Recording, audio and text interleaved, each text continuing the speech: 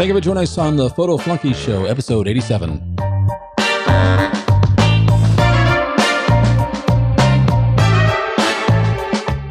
Today we're going to be talking about why your best photography is a result of your relationships.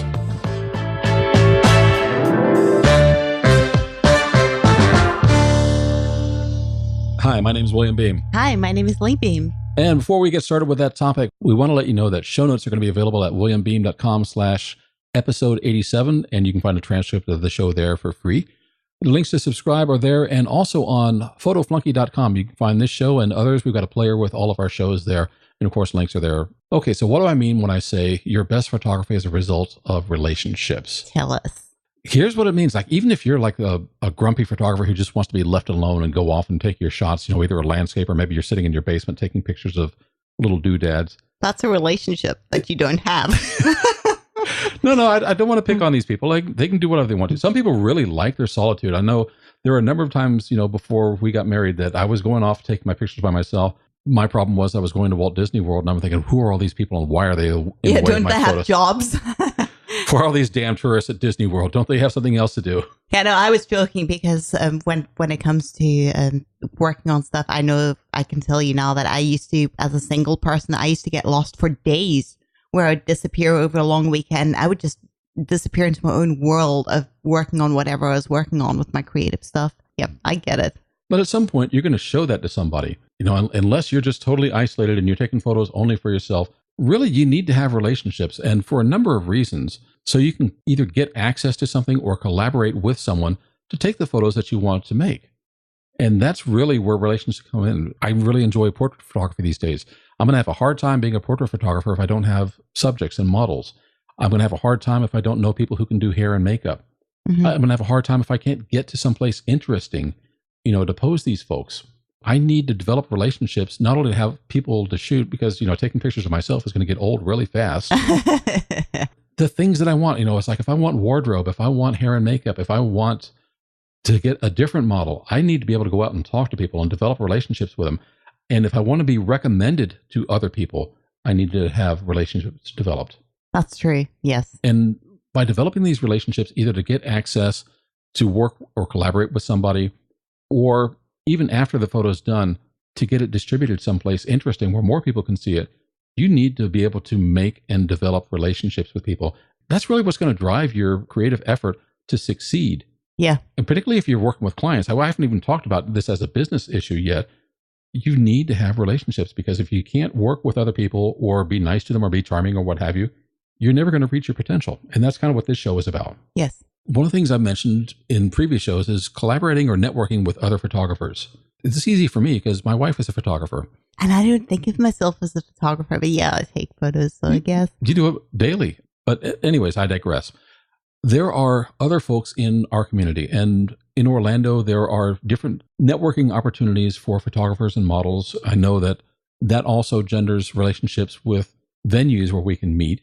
There's a studio around here. It's called Studio One in Orlando. The gentleman who owns that has been very gracious with allowing, these community meetups to happen in his studio. And that's developed relationships. People have worked with him, and then they've come back for other projects. So it's given him business and given other people business simply because of developing those relationships. Networking with other industry professionals is something else I want to bring up, and that depends upon what your industry is. So I'm going to pick on wedding photographers. If you want to be a successful wedding photographer, you may want to make sure not only are you making your customers happy, but the people who run the venue, the people who do the food, the catering, the florist. Yeah, this is a good example of the bigger picture. Because one thing I've learned with networking is that you aren't necessarily exclusively networking with people who are doing exactly what you're doing. So no matter what your type of photography is that you're doing, whether it be wedding or sports or photos, you are not only dealing with that. Don't get too much tunnel vision, because you'll very quickly learn that you need to network with the people in the broader picture who are the support base sometimes of that industry. Well, think about with wedding photography. That's an easy one for me to pick up because we have friends who are in that field. Sometimes they are working as the primary photographer on a shoot, and they will need assistance. So they will ask people who are photographers, can you help me out with this shoot? Yeah. And sometimes other people will ask them, and you're still doing business. You may not be the primary person, but you want to know other people that, one, can help you out, do your business if you are the primary, and you want to help other people, you're You still join getting or paid. create a community. So that just Yep. with other photographers, people who are, likely to be your competition sometimes can also be your collaborators on a project. When people get married, they don't necessarily know who the wedding photographer is that they want. Some do, but they're going to ask the people who run the venue. They're going to Yes. ask the lady who's baking their cake The florist. or the gentleman who's baking their cake. I don't want to be sexist. No, that would be bad. That would be bad. But all these people, someone who's helping them pick out their wedding dress. Oh, do you know a good photographer? All these opportunities to basically collaborate and work with. And you may get other business from these folks besides working together at a wedding. The person who's coming up with a floral display may need someone to come in and take photographs for other projects that they're working on. Well, exactly. And the same thing, with Hair and makeup, nails. They need their stuff. The people who are doing the catering may need photos of their stuff in order to help do their marketing. Getting to know these people not only might give you business for them, but it also allows them to know what you can do and recommend you to other clients. Yes. So networking with industry professionals is definitely one of the relationships that you want to try and work on. I don't do weddings. My networking has been probably with business owners and sometimes public relations and vendors. I'll give you a couple of examples. One was when I was going off to Las Vegas. I wanted access to a number of places. I didn't really know anybody there. I had to do some cold calling. Most of the places I wanted to go to were owned by MGM Resorts. I found out who was involved with public relations for that company, called her up, and I had to build a relationship there. And she had people who probably coming to her all the time for wanting this or that. But one of the things is, if you develop a relationship, one, she's got a feel for what you want to do, but she's also got to look out for her own business interests. So you can't just call somebody up and beg. You need to be able to offer something as well. Yes. Another example was working with my own congressman. Went to DC and I had a request to go take a number of photographs at the U.S. Capitol and also the Library of Congress.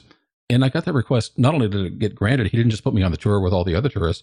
He dedicated one of his office staffers to escort me through everything. I mean, I wasn't part of a tour. I got a private tour to walk through the Capitol, the Library of Congress, go up. I was out on the speaker's platform, which I hate that the fact that the National Mall was under construction at the time that I went. Oh, I bet you did. But I mean, there's not many people calling up their congressman that actually get to go off, to the House Speaker's office and stand on the platform, where people get sworn in to be the president and get that nice, lovely view and to take photos out there.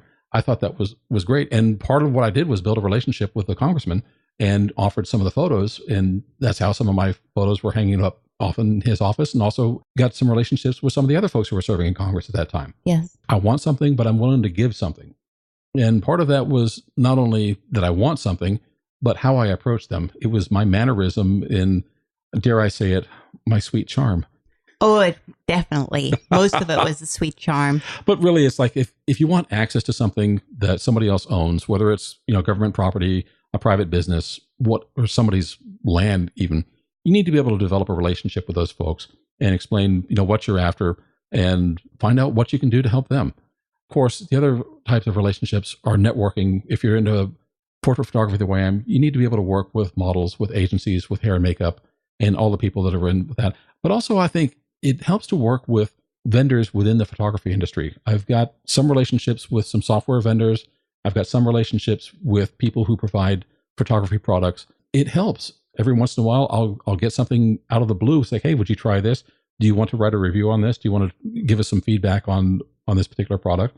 And those are nice relationships to have. They also kind of help drive the photography that I do. What do relationships mean, really? What can you do if you don't have any relationships? I mean, you can't be a portrait photographer without subjects. I mean, that would be hard. You can't be a wedding photographer without clients. Even if you want to do landscapes, if you want to go off somewhere in the boonies, we've got some lovely national parks. You can pay your admission and go out there. But if a lot of the places that I've wanted to shoot were really on someone else's property, I've got to be able to find a way to get in touch with someone. And there's always the risk they could say no. Yeah. And some people have, it's like they don't want to have the risk. I mean, even if you show them that you've got insurance and you're covered for liability and barking dogs in the back of the podcast. Yeah, I know. They're having mud bath. We had a big storm today, so we've got a couple of retrievers in the backyard who are just really having a wonderful mud bath session. Sorry, I digress again on my podcast. Whether you get access or not depends upon the type of relationship you develop. And I guess the way to develop the relationships are really pretty simple. Most of them are be nice. I mean, what do you do when you want something? Well, you engage with people, but you're also willing to help out and support them. People come on and they support you and pay attention to what you're putting out. Make the time for them. I know none of us have time. You have to make time for stuff. Make the time for people, not just the people who make the time for you, but also, treat them as priority. Also the people who if you would like them to kind of find time to check out your things, take the initiative. I think that's good. I think, being polite, being friendly, but also really important is being useful. But now there are some people who will feel good just for doing you a favor. And if they can do you a favor without really being a burden to them, some people will gladly do that.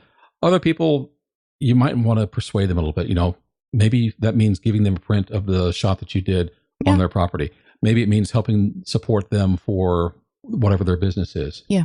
Giving referrals back and forth. But if you can be supportive, if you can be useful and you can be friendly, if you can find common ground or ways to trade, access for services or what have you, it really generally works in your favor. The only other thing I can mention is give people plenty of time to help you. Because if you've got a deadline and you walk to someone, I need something, I need it right away, their stock answer is probably going to be, I'm sorry, I don't have time for this. Yeah. But I built a relationship by bailing somebody out. I was asked if I would do a guest blog for somebody. This is going back to, it must have been January this year. Maybe it was even just before Christmas. And she said the person who was going to write it couldn't meet the deadline.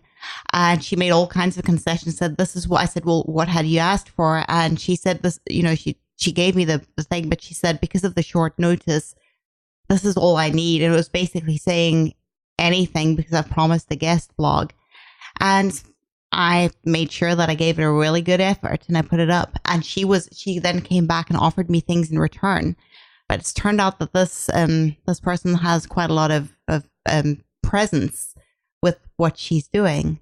And she's constantly referring my stuff and recycling my stuff and bringing it to the fore, which is really nice. I didn't think anything of it. I just thought, oh man, that must suck. Sure, let me help somebody out. I had some time to do it. And I think I learned out of that. I enjoyed doing it. I've made a friend. I've formed a relationship, and it goes beyond that. That's just a silly example, and it would apply to anything you're doing. One of the things I really like about portrait photography is that it's collaborative. I need to have relationships with people, but also you can hire models. But one of the things I found is after you've worked with a model and they know who you are, they kind of trust you. Yes. Then you might be able to also work out some trades. So for example, we had a lovely young model who came over to the house and to do some shoots. She had something she needed. She wanted to be able to get some commercial work for people who were selling eyeglasses, and also some for her. She's into a Brazilian jiu-jitsu, and she wanted some photographs taken with that. So I did some catalog style shots for her, and she was able to submit that so she could get work promoting eyeglasses and showing lifestyle kind of stuff. And then I also got the chance to take the photos and do what I wanted for my own creative things. Yeah. So it was a flat out trade. That wouldn't have happened if we didn't have a relationship where we knew each other. I guess one of the things is like, if you don't want to be a jerk to your models because they don't want to work with you again and they don't want to recommend you again. Yeah. Whereas if you're a nice person and you're supportive and you don't mind giving something away to them in order to get something in return for photographs, then I've worked with this girl a number of times, and she's just, sweet as can be. And it's really nice to know someone you can call on when you need something, and also feel good about giving her something back. And that kind of leads into something else that I was thinking of.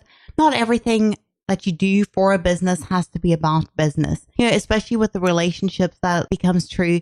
Sometimes you do something and you throw something in because, I'm here and set up. It really doesn't cost me anything except maybe 20 minutes. Yeah.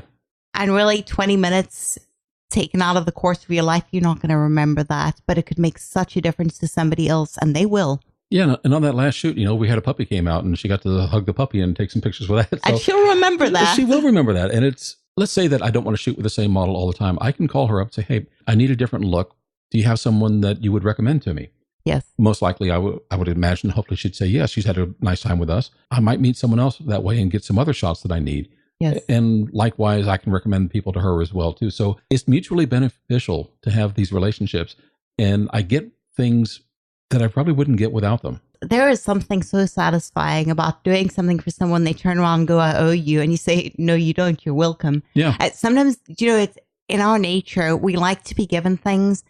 But I really do think that we are made with this instinct to want to give as well.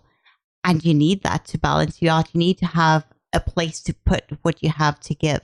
Well, and there's one other thing, and I've brought this up a number of times on this show before, but you and I wouldn't be here married right now if it weren't for us developing our relationship through our photography. That's true. So you never know where it's going to lead you. So cameras can get you a wedding ring.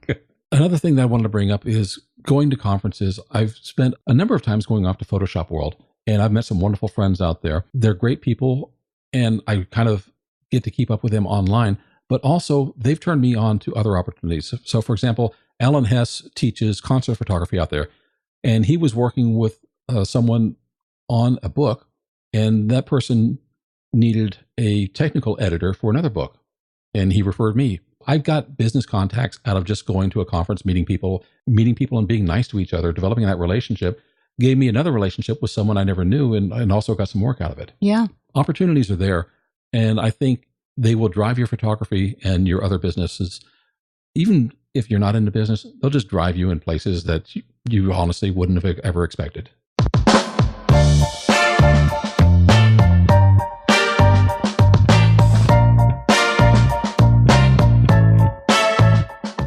Thank you very much for joining us on the Photo Flunky Show.